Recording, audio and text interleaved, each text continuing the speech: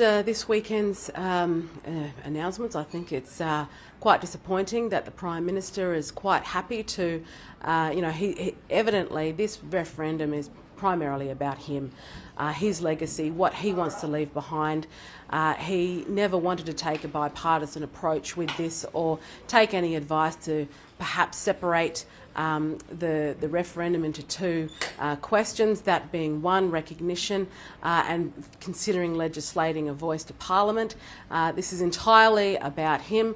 He's saying there is no other way that we're going to get constitutional recognition, which is quite disappointing, really, because effectively he's saying it's his way or it's the highway. He's the most powerful person in the country. He has the power to make a difference now, but instead he's holding out because he wants to leave behind a legacy. This is shameful and it's utterly disappointing. All I've heard is a whole lot of hot air from the Prime Minister over the weekend at Garma.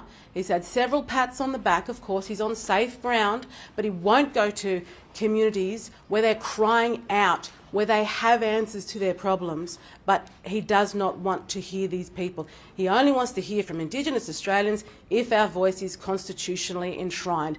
And that is a pity, because there's people suffering right now, and he has the power to act. What we need to do is make sure that we have a plan B, because if this goes downhill, the hurt that it is going to cause to those Indigenous communities, I'd imagine is going to be quite significant. So if I could say anything, please come up with a plan B. There's no reason why we need to be sitting here stagnant and we can't be rolling things out while this voice situation is going on. So we're ready, whether it gets up or down. What is your plan of attack? Are you going to sit at the table for the next 2 years without putting anything into these communities? What are you doing? Me, on the other hand, I'm not getting involved in this. I've left my voice, the voices of Tasmanians.